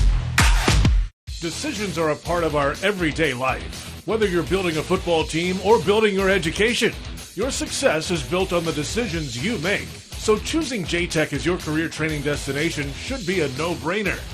With small class sizes, dedicated instructors, job placement assistance, and financial aid available for those who qualify, J-Tech is praised as a good choice by our graduates. Learn how you can build your career the right way by visiting jtech.org for more information. Touchdown at Jaguars away games when you fly nonstop from Jacksonville International Airport. Join the Jaguars in D.C., Los Angeles. Watch them win in Philly, Indy, Detroit, Nashville, New York, and Houston. When you fly nonstop from Jax, on-airport parking will punt the stress from your travel itinerary. Garage facilities offer defensive coverage from the weather and are a 50-yard dash from the terminal. Economy parking is just $6 a day. To learn more about nonstop flights and on-airport parking, visit flyjax.com.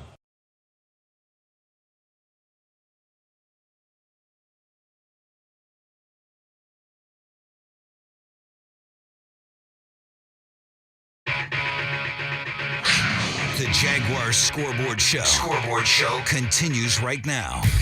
355 NFL 1, the number 355-6351. J.P. Shadrick, Mike Dempsey, Bucky Brooks on the Scoreboard Show. Jags win it in overtime over the Cowboys, 40-34. What a game! What a rally! What a team this Jaguars group has become now down the stretch. And if the Chargers can handle business today, it's 7-7 at halftime. Chargers-Titans. If the Chargers win that game, the Jags will be one back with 3 to play, and it's a short week this week, heading to New York to face the Jets. It's right there in front of them, Bucky. It is right there in front of them, and the guys know it, and they're really excited about the opportunity. All those guys talking about playing meaningful games down the stretch. Doug Pederson talked about it. Josh Allen, Arden Key, they all have talked about just being in a position where the games down the stretch matter. And so now they're here. And so the big question will be going forward, are we mature enough to take care of business? Are we mature enough to go on the road against a New York team and handle the business that's out there? It'll be a great challenge to see. But, man, right now, the way the offense is playing, man, I'll take my choice with the offense. You know, you're right about that because they do have to handle expectations. I think they might be favored in every game from here on out, you know, including against Tennessee. Why wouldn't they be favored against Tennessee, getting them at home? So one at a time, let's go Chargers, and let's see where the chips fall in about an hour and a half. All right, 355 NFL 1, 355-6351 the number. We go out to the phone lines for the first time here on the Scoreboard Show. Leo on the south side. You're on with Bucky Brooks. What's up, Leo? Hey, gentlemen. What's going on? What a glorious start to the holidays, man. An excellent win today. I just wanted to share with all Jaguar fans why this is a good football team and why we should be excited. The way this team put up 40 points today, 36 last week, the way they scored those 2 touchdowns quickly in the third quarter is a sign of a good football team. The way you turn the ball over and still win a football game is a sign of a good football team. Coming into the weekend, the Jaguars have one of the best strength of victory percentages at .500. I'm sure with this win today, it's even better. I'm so proud of this team. One more last thing I want to say about this defense. I know we've been ripping the defense all season long, and they let us down a couple of times, but let me tell you what this defense has done. I wanted to save this to the end of the year, but I got to give them some praise now. This team is one of only 4 teams to have a shutout all season, and they share that company with the 49ers, the Patriots, and the Saints. That's good company. And we did that, and this team is playing like they did when they got that shutout when they were 2-1. I'm proud of what they're doing to turn around. I told y'all the defense would respond when Trevor Lawrence started picking this game up, and that's what they did. They picked him up today when he got that fumble. Man, it's a good football team, and you can just see what they're doing. I'm proud of them. I'm excited what they're doing. I think they can go into New York and win, but this was a signature win today, man. Doug Pederson and Trevor is the right spot for this team. I appreciate y'all taking my call, man. What a big win. All right, Leo. No, big win. I mean, we get a lot of that, Bucky. Right? Yeah, big win. Talked about defense picking it up, Trevor picking it up, and there is something to that. Doug talked about it clicking for Trevor the last 4 or 5 weeks and how he's kind of grown into that role of being a franchise quarterback and how the team is responding to watching him kind of play. And Doug pointed to the end of the game and the way he stood up for his O-line mates and those things. And some of that stuff, like when it comes to being a quarterback, it can't be given. It has to be earned. And he has earned the right to be viewed as kind of that star player, their franchise quarterback. And the team definitely rallies behind him because they believe he has the ability to get the team to the next level. All right, back to the lines we go here. 355 NFL 1. Albert in Tuscaloosa, Alabama. Up next. Hello, Albert. Hey, first of all, thank you guys for taking my call. I really appreciate it. Man, I am still pumped up over this win. I just want to say something about how awesome you guys were talking about how we didn't have a clean win, but that was because we were playing a really, really good football team, I think. And what I'm really excited about is how we won in so many different phases. Our offense, got us up when we needed to be up, and our defense stopped when we needed to stop. And we didn't just come back and make adjustments, but we came back, made adjustments, and won against a very, very good football team. And that's got me really excited. And, if the Chargers can take care of business, I'm feeling very, very optimistic for the first time in a long time. And it just feels so good to come off this win and feel the opposite of, what we've been feeling from the Jaguars for a really long time.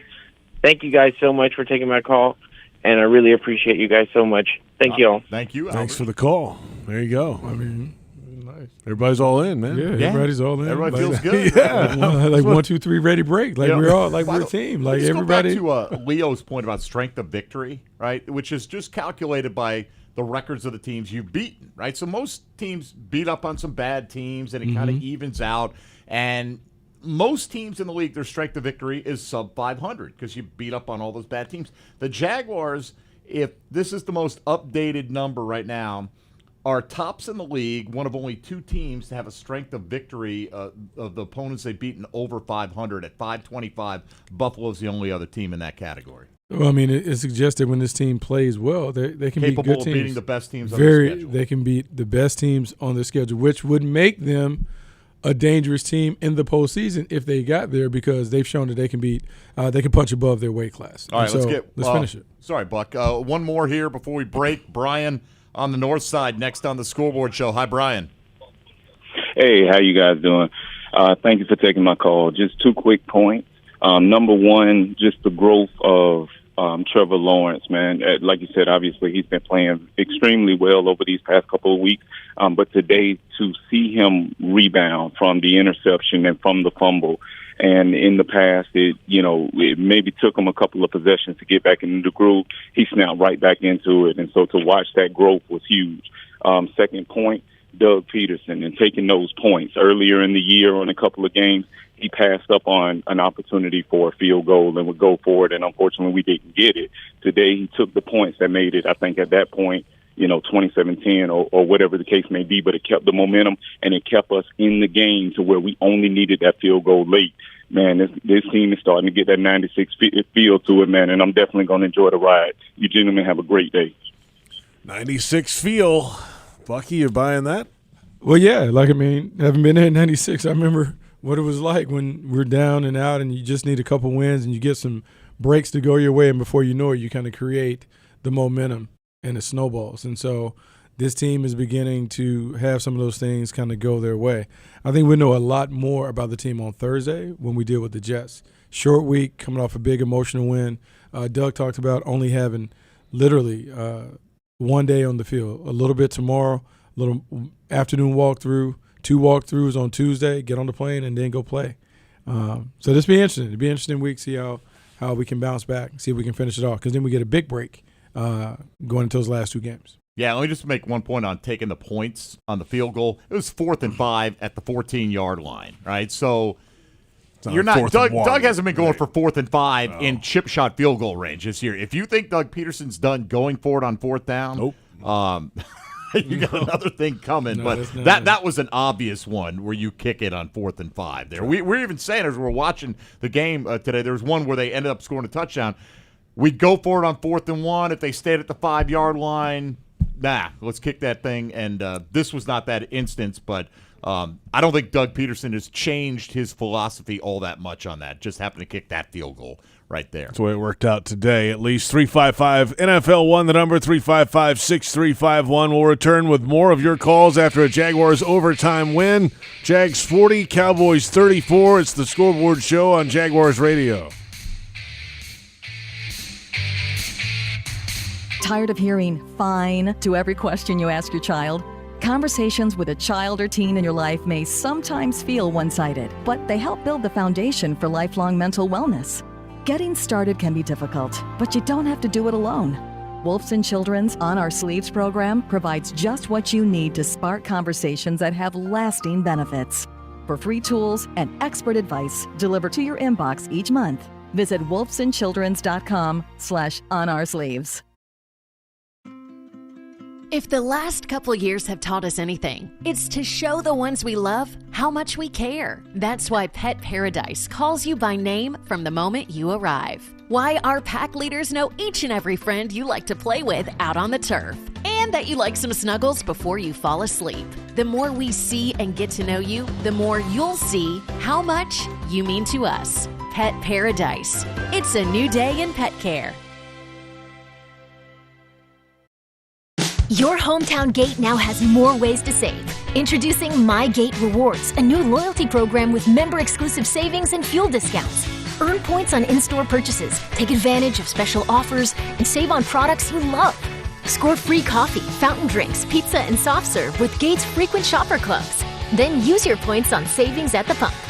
Download the My Gate Rewards app in the App Store today or ask a store associate for more information. Go from good to Gate. When it comes to water, choose our team, the winning team. Choose CGC Water Treatment. CGC Water Treatment works, and it works for DG too, former Jags QB, David Garrard. If you're not filtering your water, you are the filter. Don't be the filter. Discover the Kinetico difference. Call CGC Water Treatment at 844-CGC-JAGS or visit cgcwater.com. CGC Water Treatment are proud partners of the Jacksonville Jaguars and your local independent Kinetico dealers. Hi, I'm Chef Justin Timnery, Florida's culinary ambassador. If you've enjoyed preparing fresh from Florida recipes, then you're going to love the Fresh from Florida Club. As a member, you'll be able to search and save delicious recipes, create custom menus, and ask me your cooking questions. Each month, you'll also get a list of what's in season, so you can make your family the freshest meals possible. It's free and easy to sign up. And best of all, you'll be supporting Florida's farmers, ranchers, and fishermen. Join the club at followfreshfromflorida.com today. Committed to the team, committed to the mission. At Navy Mutual, we're committed to providing high-quality life insurance to members of the military and their families. So our policies have no fine print and no military service restrictions. We don't work on commission. We're nonprofit, so we pass the savings along to our members. Because at Navy Mutual, our highest commitment is to you. Visit NavyMutual.org. Navy Mutual, insuring those who serve.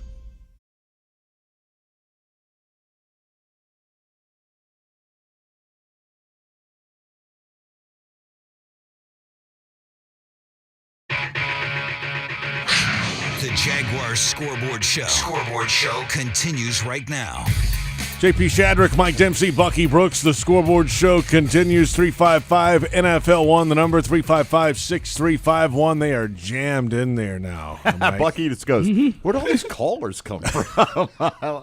You know, you joined the radio broadcast in a dark period of Jaguar football. It's true.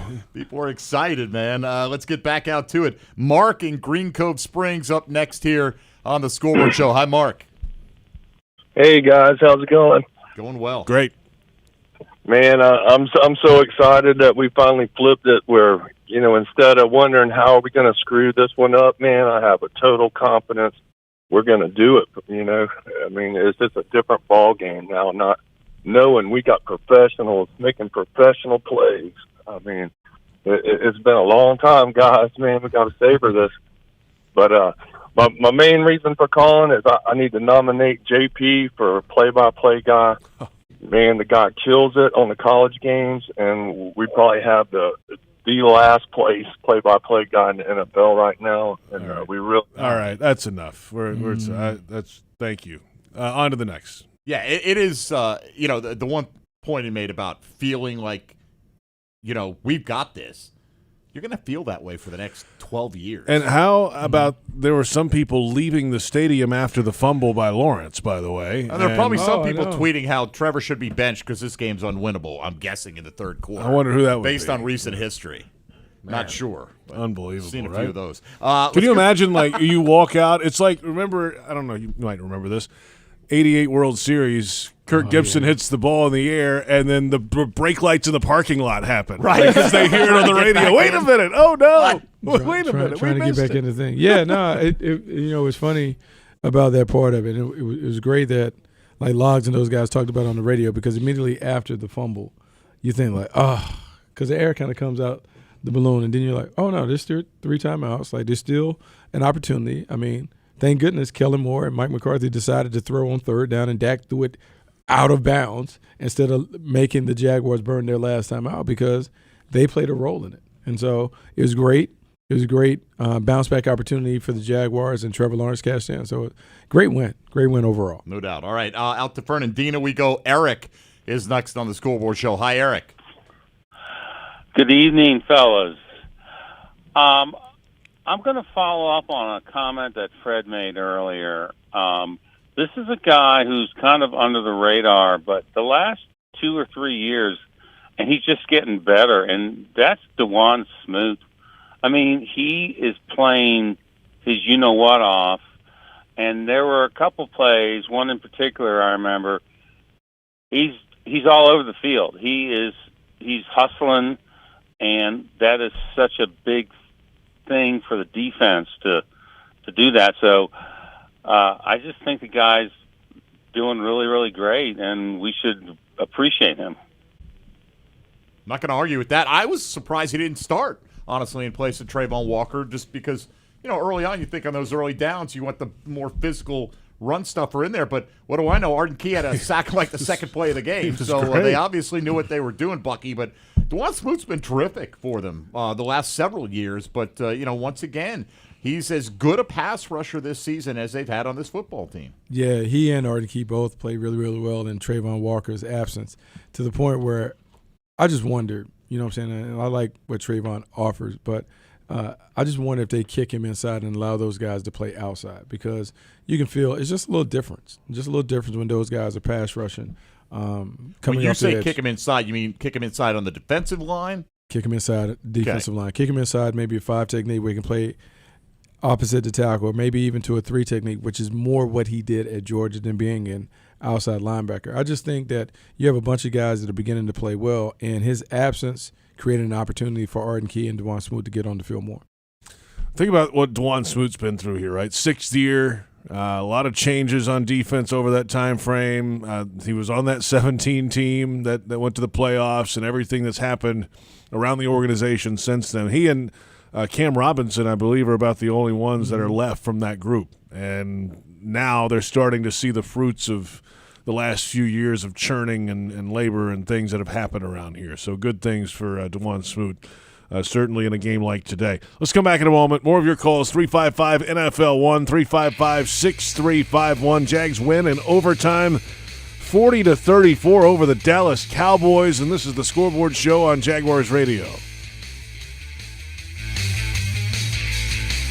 Brooks Rehabilitation is hiring nurses who want to be empowered as advocates, educators, care coordinators, and leaders in exceptional patient care. They have open RN, LPN, HHA, and CNA positions across their inpatient, skilled nursing, and home health care settings. Join their nationally recognized team, where you'll serve as a central team member doing what you do best, providing exceptional patient care. Apply at careers.brooksrehab.org.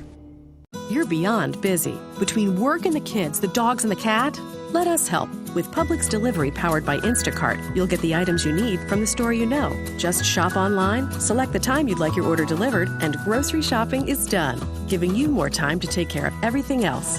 Publix Delivery, powered by Instacart.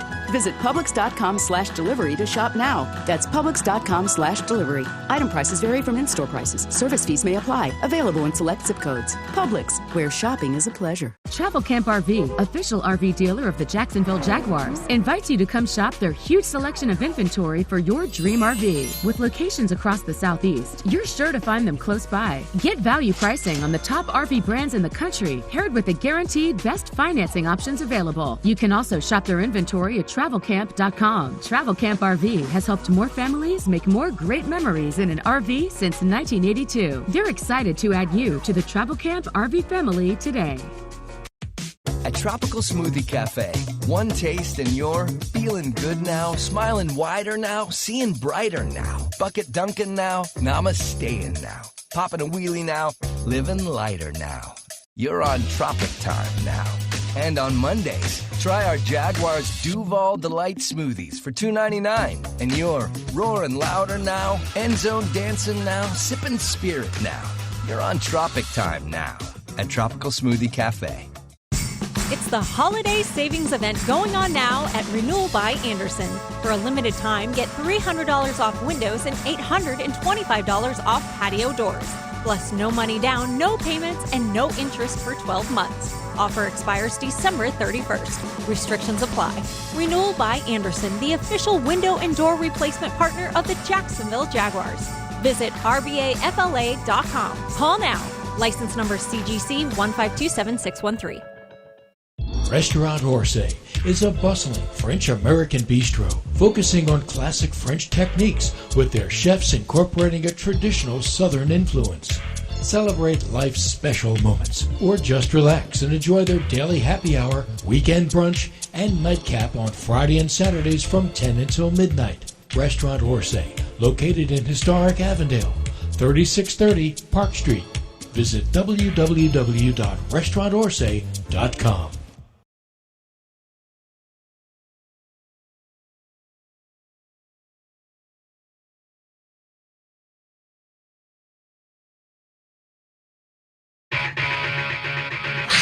The Jaguars Scoreboard Show. Scoreboard Show continues right now. A little bit left to go in the Scoreboard Show after a Jaguars win over the Dallas Cowboys in overtime, 40-34. The Jaguars improved to 6-8. And we're scoreboard watching. The Chargers and the Titans at SoFi Stadium in L.A. Chargers 7, Titans 7, 10:57 to play third quarter. Ryan Tannehill did return to the game earlier after being carted off early in the game. We'll keep you posted on that one. Tennessee in first place. Let's go, Chargers. Come on now. Got out that early, quick 7-0 and have done nothing since, including that end zone interception, but they're forcing a punt from Tennessee right now. All right, 355-6351, 355-NFL1 gets you on board. Next up on the Scoreboard Show is Scott in Stark. Hello, Scott. Hey, how's it going? Great, man. How are you? Good. Hey, good. I guess I just want to give Doug Pederson most of the credit because, I mean, man, our franchise was in disarray. I mean, not only with Urban Meyer, but you could tell just Doug Marrone was just tired. And, you know, my thing is the Jaguars, even when they won games, they didn't look aggressive all game. Now they just look aggressive. They look fearless, man. They look great. And I remember back in 2018 when we faced Dallas and got blown out, man, we gave up and held our hats when it was something like a 21-7 lead. So, I mean, give it up to T-Law. I was one of the ones, you know, not necessarily saying he was a bust, but maybe writing the B in there like Tony Baselli said once, you know. And I was kind of having my doubts, especially after the loss to Russell Wilson. You can't outplay a Russell Wilson that has no offensive line. You know, the B deserved to be there, but now I'm erasing it, and, you know, that's my quarterback. You know, I've never seen Jacksonville have a quality character quarterback like him. All right. Thanks for the call. Appreciate I'll give him that. credit for admitting he threw the B and bust in there, like the game of Hangman. Walking it back. Did Baselli give him a B? I don't think so. Okay. No, I don't remember that. I was surprised. That would have stood out. I don't remember that. Yeah, well, good thing my man made the apology because, Trevor hears everything. He does. Maybe he shouldn't apologize. He hears it. He listens to everything. He listens to it. He reads everything that has been written, so he knows. Bucky. Yeah. They all do. Yeah. Oh, yeah. Whether they admit it or not. Yes, That's right. Yes, Trevor has a little chip on his shoulder from that, and so I hope people keep fueling the fire. All right, let's go to Darren on the west side next up at 355 NFL 1. Darren, you're on with Bucky Brooks on the Scoreboard Show. Go ahead, please. He had friends there. Duval. Hey, baby. Let me tell you something. We are Duval till we die. And look here, we've got a great coach. We've got a franchise quarterback. We are not dead in the water. We are never dead in the water anymore for at least for 10 to 15 years. Keep Trevor healthy. The guys, the offensive line against that defensive line played incredible today. And like Terry Bradshaw said, do not count Jacksonville as a win. Do not. I'm telling you, he said this third time, do not count Jacksonville as a win if you were playing Jacksonville. Duval, baby. Let's go, baby. Wow. All right. Wow. There you have it. Awesome. With the crowd. Love it. Great. Yeah. I don't think Dallas counted them as a win. Right? Like I have a lot of friends who are Cowboy fans, and they said they were worried about Trevor Lawrence. They were very respectful of what kind of level he was playing at and the talent that he brought to the table. So this is not a case to me of Dallas overlooking this football team, Bucky. No, I don't think that was it. I think the way that the Cowboys played in the first half showed you that they were focused and locked in. I thought the Cowboys played the way that they need to play going forward. They ran the football. They selectively mixed in some complementary play action passes, and they had control of the game. But they couldn't finish. Now, some of that is on them, but a lot of it was really the resilience that the Jaguars displayed. And if the Jaguars are going to play like this, particularly with a young and upcoming superstar quarterback in Trevor Lawrence and a fearless play caller in Doug Pederson, they win a lot of games. All right, one more before we hit the break. Sam on his way back home from the game. Sam joining us here on the Scoreboard Show. What's going on, buddy? Hey, guys. Listen, I want to tell you something. I put my teal Santa Claus thing on today, outfit, and I went to the game, and I didn't know what to expect. But here's my message as a teal Santa. It's not ho ho ho. It's do do do do. All right. Yeah, thanks for the call. Keep it between the lines. Right there for you. Keep it between the lines. That's good. He was good. He's good. I was worried for a second. Yeah. I'm talking about the car, too, but that's okay. Yeah, that's fine. Thinking about the commentary. Teal Santa suit. I missed that one, I guess. But no, it's I saw one on TV. I saw a teal Santa. Oh, you know what? That was Jackson DeVille wearing the teal Santa. Yes. That's what I saw. I knew I saw one. That's what it was. Maybe that was Jackson. All right, let's come back. Final thoughts. And then if you didn't get in here, the fifth quarter is coming up next. Hacker is standing by. What a day it was for him on social media as well. It's the Scoreboard Show on Jaguars Radio. Tired of hearing fine to every question you ask your child? Conversations with a child or teen in your life may sometimes feel one-sided, but they help build the foundation for lifelong mental wellness. Getting started can be difficult, but you don't have to do it alone. Wolfson Children's On Our Sleeves program provides just what you need to spark conversations that have lasting benefits. For free tools and expert advice delivered to your inbox each month, visit wolfsonchildrens.com/onoursleeves. It's the holiday savings event going on now at Renewal by Anderson. For a limited time, get $300 off windows and $825 off patio doors. Plus no money down, no payments, and no interest for 12 months. Offer expires December 31st. Restrictions apply. Renewal by Anderson, the official window and door replacement partner of the Jacksonville Jaguars. Visit rbafla.com. Call now. License number CGC 1527613. At most sandwich places, asking for more of something is just part of the drill. But what if you never had to ask for more? What if more was just a given? At Daly's, more is what our sandwiches are built on. More meat, more cheese, more veggies, more quality, more taste. All for a price that's anything but more. Sandwiches from Dash. Made fresh. Dailies. Decisions are a part of our everyday life. Whether you're building a football team or building your education, your success is built on the decisions you make. So choosing J-Tech as your career training destination should be a no-brainer. With small class sizes, dedicated instructors, job placement assistance, and financial aid available for those who qualify, J-Tech is praised as a good choice by our graduates. Learn how you can build your career the right way by visiting jtech.org for more information. Touchdown at Jaguars away games when you fly nonstop from Jacksonville International Airport. Join the Jaguars in D.C., Los Angeles. Watch them win in Philly, Indy, Detroit, Nashville, New York, and Houston. When you fly nonstop from Jax, on airport parking will punt the stress from your travel itinerary. Garage facilities offer defensive coverage from the weather and are a 50-yard dash from the terminal. Economy parking is just $6 a day. To learn more about nonstop flights and on-airport parking, visit flyjax.com. Hey Jaguars fans, are you tired of being late to the game because you're stuck in traffic or circling the lot looking for a place to park? Well, join the thousands of other Jags fans who already know the smartest way to get to TIAA Bank Field is on the JTA Game Day Express.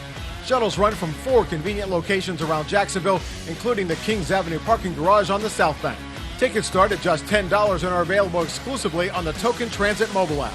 The JTA Game Day Express. It's like winning before the game even starts.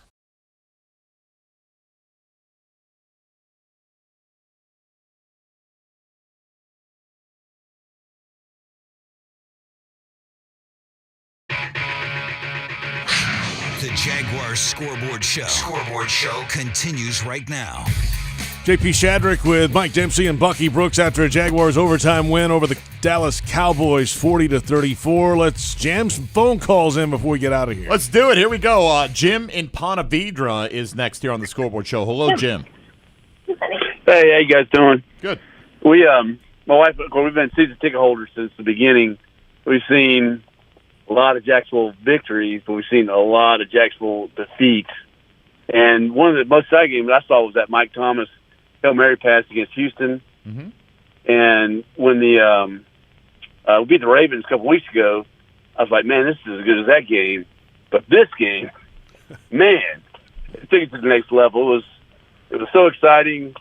And for the people that left the stadium when he fumbled the ball with 3 minutes to go in the game, they have not been watching the Jaguars play this year, because that was like, okay, fumbled the ball, we got 3 timeouts, we are still in the game. So it was, like I said, the Jaguars, I know Trent Baalke has caught a lot of, I guess, crap, and so is the coach, so is the players, but they adjusted at halftime, and what a game. So I can't say enough about these guys. They are just took it over the limit today. All right, Jim, no doubt about you're that. happy. By the way, that fumble was with 1:38 to play. It wasn't 3 minutes. I mean, but they had 3 timeouts, right? And the defense got off the field, and they gave him a gift, throwing it deep and holding on to that timeout. He's right, and Dak throws it out of bounds. There's a little contact on that play. Yep. That ball's in bounds. He throws it out off the dance floor. Right. Like, but if you let that go to the hands of the referee, who knows, right? Know. I mean, if you got to give your guy a chance to make the play there and stopping the clock. I mean, without that timeout, probably. Can't do it. They can't do it because remember what happened with the Evan Ingram play and all that other stuff. Like you don't have an opportunity to do those things if the Cowboys handle the business the way they're supposed to. So sometimes it takes some of that. More games are lost than won, and so I just appreciate the Cowboys losing that. We'll take it. All right, let's go to Ryan in Nashville next year on the Scoreboard Show. Hello, Ryan. What's up, guys? Hey, last week in Nashville was the most epic shit I've ever seen. I've been here 8 years. Careful with the language, please. We are original year season ticket holders, and man, that was crazy. And then to come into this game, and we were worried about Trayvon Walker missing. I said, dude, Arden Key, I think he's got better pass rush moves than Trayvon, and he might be disruptive. And he came out with 2 sacks. I knew it. I felt it. I said, Yeah, he did. Right back, he did. We'll take that word. Yeah, he did. Last one. Glad you're happy up there in Nashville, and hope your team's the team in Nashville is coming home sad later on today. Let's go to Lee on the west side, our final caller on the Scoreboard Show. Hello, Lee. Hey, guys. Good to talk to you, and I just wanted to give you the perspective of someone who was at the game today as a lifelong Cowboys fan, but a diehard Jags fan since hometown since '95. It was good to see a full stadium, 30,000 people, I think, fully there were there wearing the star. But I had no idea that Cowboys fans were so nasty. You could have knocked me over with a feather. But it all changed late in the third quarter. What do you mean by nasty? I don't know if I really want to know, but I'll ask. Why not?